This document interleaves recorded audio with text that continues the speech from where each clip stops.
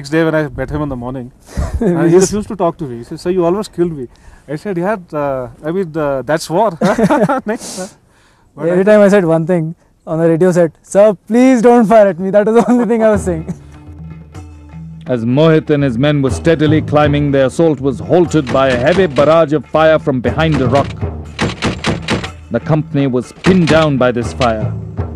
It was then that Havaldar Sultan Singh Narwaria volunteered to climb a rock to divert the enemy fire, knowing that he was climbing to certain death.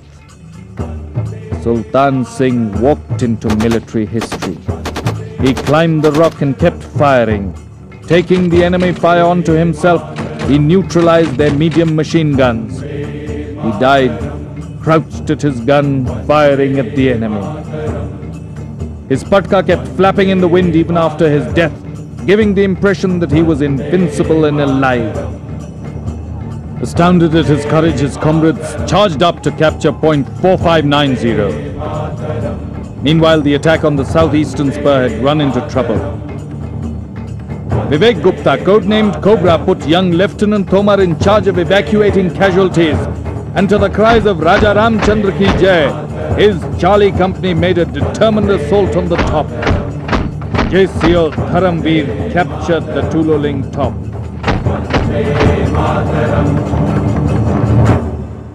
But his company commander Vivek Gupta had fallen on the slopes below in the early hours of the 13th of June, 1999, exactly 7 years after he'd been commissioned with the Indian Army on the 13th of June, 1992. Vivek had fulfilled his promise to his CO, capturing Tuloling, winning a Mahavir Chakra. Vivek's reconciliation with his wife also did take place. In the 3rd week of June, Captain Rajshri Bisht of the Armoured Medical Corps, her head held high, took her place in line behind generals, admirals and air marshals to place a wreath on Vivek Gupta's body. The country stood still as the young captain gently touched her husband's coffin in a final gesture of reconciliation. Surely, this was a frozen moment in history. Meanwhile, on the southwestern spur, Major Mohit Saxena and Captain Kangaruze, followed by Major Acharya and Captain Vijayan Thapar, were making steady progress. But while climbing up, Major Saxena had lost his radio and operator in a bomb blast. At the base, Colonel Ravindranath had lost radio links with commanders of both his assault companies. Fearing the worst, he started climbing with the Bravo company, while his second-in-command, Major Sandeep Bajaj, started leading the Alpha company up the hill. Around 3 in the morning, we had all moved up to the top. I had taken Alpha company on beyond into Barbad bunker area. Mohit was there, but we knew that something was amiss. As I was the 2IC, I knew that a major casualty had happened and Vivek was no more. It was snowed on top. There was, at a lot of places you could see patches of blood, you know. It was red, it was almost reddish, and the snow was almost reddish with the amount of blood over there. Find some bandages lying, Pakistani bandages, our bandages, somebody dragging somebody away, somebody's foot blown off lying on the side, and dead, Pakistani dead, and our dead. I reached the place around about 3 o'clock. Barbad bunker had not been fully taken.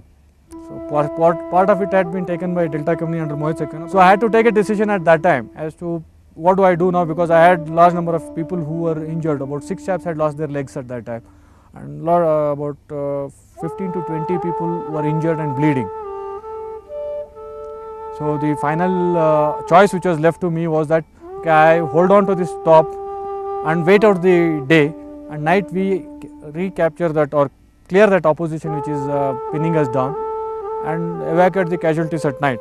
Or I had the option of taking the risk of attacking during daytime and hoping like hell that that we make through and then I am able to evacuate the casualties.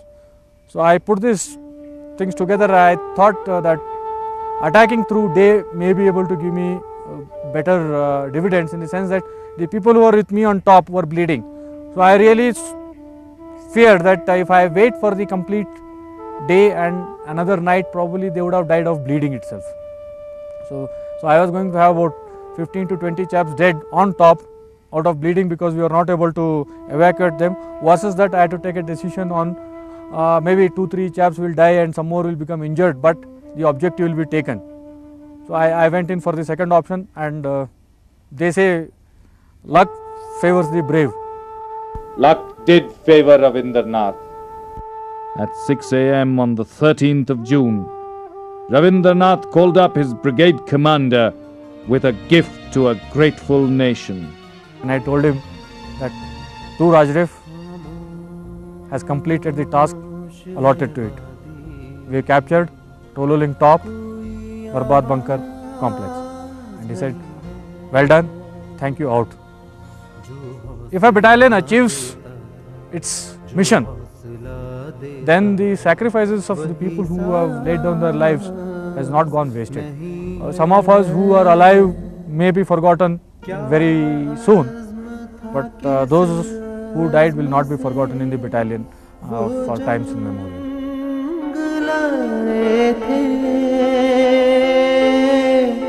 दुश्मन की तरफ जोश में हर लम्हा बढ़े थे, लहराने तिरंगा वो फौजी चोटी पे चढ़े थे। इस आज़्म से ऊंची कोई परवाज़ नहीं है।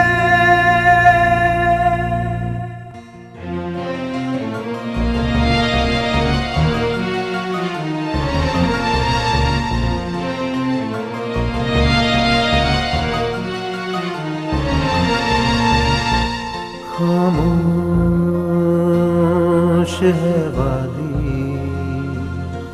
कोई आवाज़